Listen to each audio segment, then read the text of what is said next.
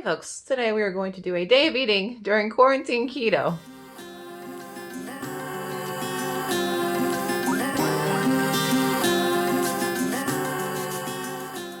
It's about 7:40 and it's time for coffee. I like mine black. I used to put cream in it and like Splenda, but now I just drink it black. I've been using a French press for the past 3-4 years or so, and I just love it. It's so easy to make coffee in the morning. I just heat up my water using my friend's kettle. Pour in a couple scoops, give it a stir, and then press down the plunger and then pour. And so now I'm gonna go enjoy this on the back deck, which has been like my saving grace during this whole quarantine time. And today it's actually chilly, but for the sake of this video, Allie's gonna chill out on the deck a little bit. So the plan for today, I'm actually on spring break. Usually I have office hours where I have to be in front of the computer, but since your girl doesn't have to do much at the moment, the plan for today, maybe go get my car fixed. I don't know, one of the lights came on. Another light was already on and now I have 2 lights on, so it's probably time to take it to the shop. A friend told me about this new series on Amazon Prime called Fleabag, which I am interested in watching. But yeah, I figured while we're out here, let's talk about keto substitutes. I think that they definitely hold a place for starting keto. Myself, I've really tried to cut them out, especially in the last year or so. But when I started out, I was making keto-friendly sweets. I never used keto bread substitutes. I know a lot of people use like tortilla wraps and things like that, or keto breads. Even when it comes to like potato substitutes, I don't do those often. I do have a video on potato substitutes, but I just really try and focus on changing my tastes a little bit. And I'm not saying that you have to do that. I'm just, I don't know, sharing what I do. I think it's just easier, and I'm a simple person. If it's too complicated, I don't need it in my life. Excuse the coffee stain. I should be holding it so you can read it. It says, "Hello, gorgeous." Oh. So yeah, these are my new digs, my new crib. When I moved, I tried to be really minimal, so it actually took me a couple months to like be finalized and moving, just because I didn't want to bring all my junk in boxes. And so like I went through all the boxes and I tried to like store the things that I want to keep, get rid of the things that I just don't need ever. So really what I brought when I moved here were all my clothes. I have lots of clothes. It's kind of embarrassing how many clothes I have.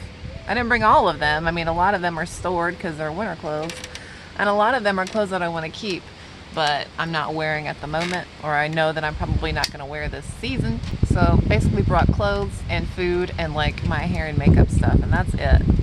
I did buy a desk for my vanity, and I bought a little rolling chair to use with that, and like a little rolling stool, and that's it. That's all the furniture I bought. That's all the stuff I brought with me, and my food. But even then, I kind of went through like my spices and kind of like pared down what I don't often use versus what I use every day. All right, I'm getting chilly. I gotta go back inside. Okay, so I got a little sidetracked about the keto substitutes. I think that they can be great, especially when you're starting out on keto, because it really helps you transition into a higher fat lifestyle and a lower carb lifestyle. But I just, from my own personal experience, I used keto for weight loss. And so for me, it was important to kind of get over those foods. And so once I stopped eating bread, I was like, I'm just never gonna have any form of bread again. And same thing with potatoes, although I have eaten potato substitutes using things like radishes and cauliflower and stuff. But I mean, for the most part, 99.9% of the time, I try to avoid keto substitutes. And I'm sure if you've seen my most recent videos, I've cut out all artificial sweeteners. The sweetest thing I've had in the past 6 months or so has been some balsamic vinegar.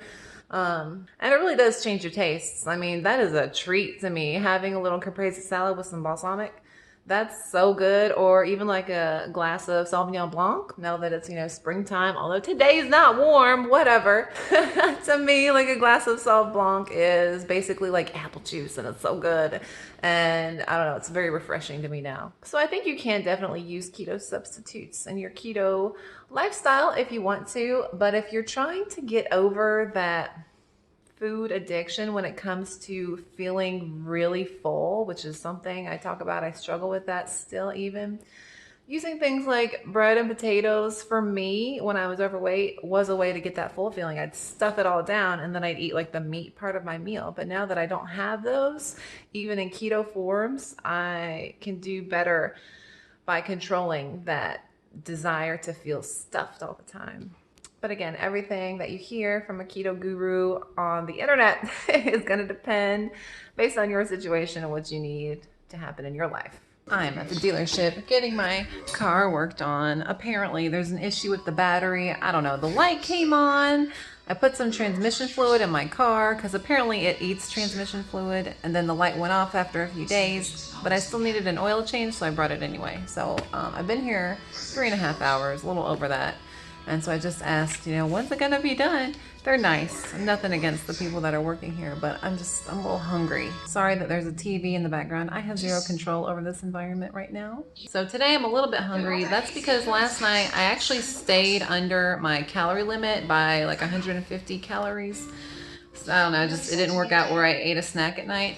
So I'm gonna go home and eat my snack a little bit earlier as soon as my car is done. It's almost 2 o'clock. But I've noticed that I've been doing really highly caloric sides ever since I've been in quarantine, and I think that's just because I'm eating food that I really want to eat that tastes really good. So for example, I've been doing my caprese salad, and I've been doing my big kale salad with lots of dressing, and so that comes in for the salad at like 350 calories, and then for my caprese salad that comes in, because I use like a lot of cheese, that comes in at like 600 maybe 700 calories.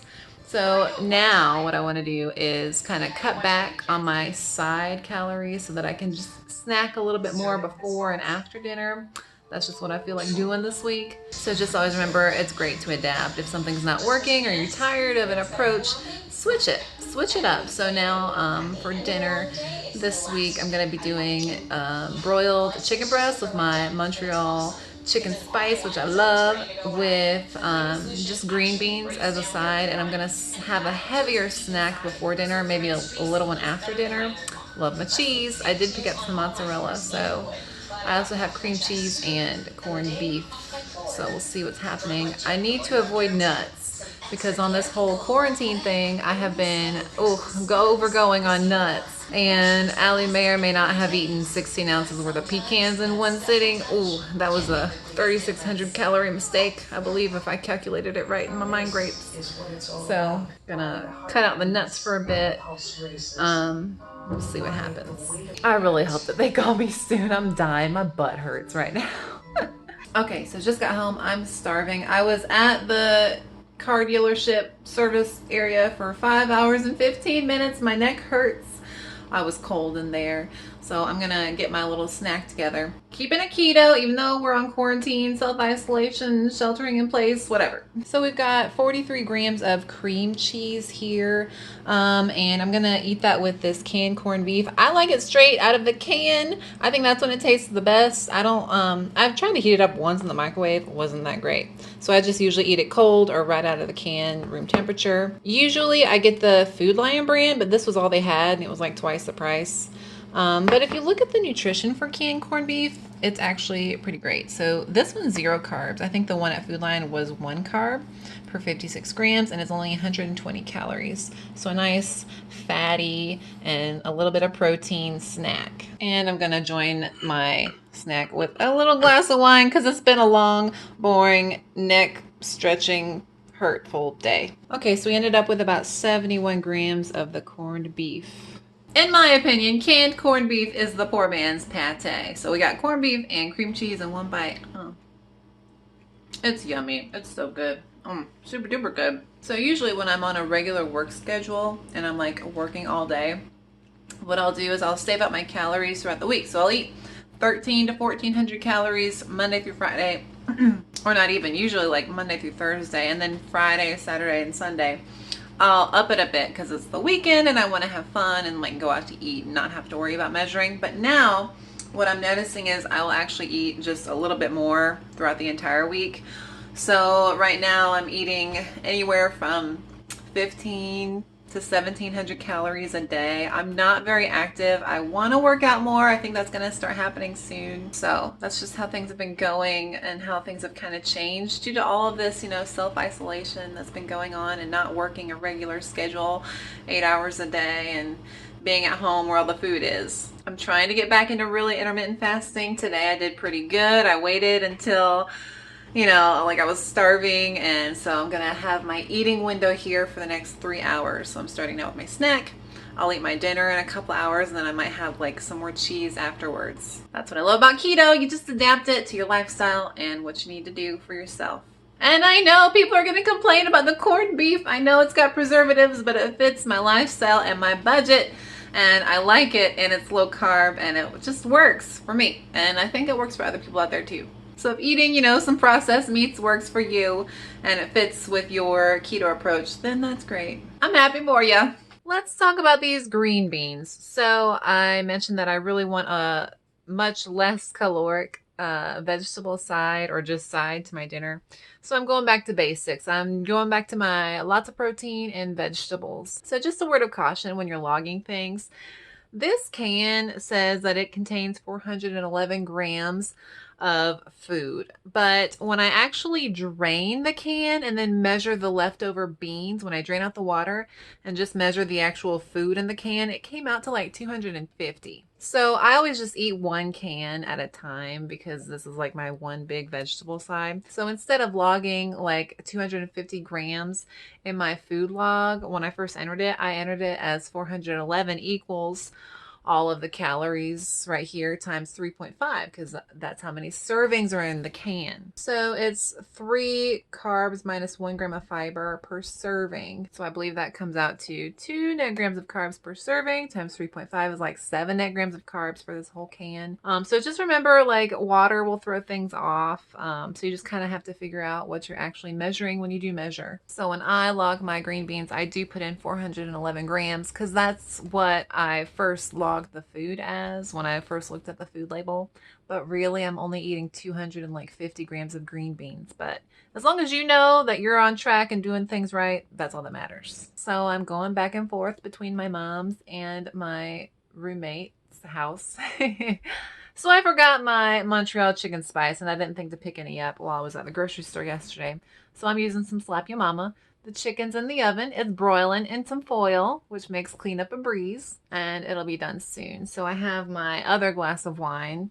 I may not have a snack later. I'm not sure. It just depends. But the chicken breast that I've been getting is actually pretty big. It's 400 grams, which is a lot. But I'm happy about that because protein fills you up, and I'm not looking to eat high fat at the moment. I've been doing that. I've been doing lots of mozzarella with all that caprese salad, and I don't know, it just wasn't like filling me up. So I want something that's gonna like fill up my stomach.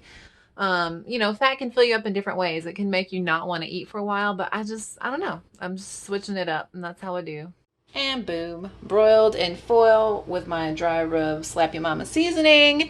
So with these big hunks of chicken breasts that are like 400 grams, I do broil them on the middle rack for about 25 to like 28 minutes. But if it's a thinner piece of meat, then you really only need to go to like 20 minutes. But chicken, I just love it well done. I don't like juicy chicken. I like dry chicken. Maybe that's like an evolutionary thing so I don't get salmonella poisoning. And just to add a little bit of extra flavor and spice, I'm going to add in some sriracha. This stuff does have some carbs to it, less than 1 gram. I don't measure it, and just because it's not that important in my life right now. All right, so this is our final dinner for today. I've already been eating some of my green beans. I just salted them. I didn't even heat them up. Y'all, I'm real low maintenance at the moment. I'm really going back to basics with this meal, but I'm really looking forward to it and this big old hunk of meat that I got going on in my life.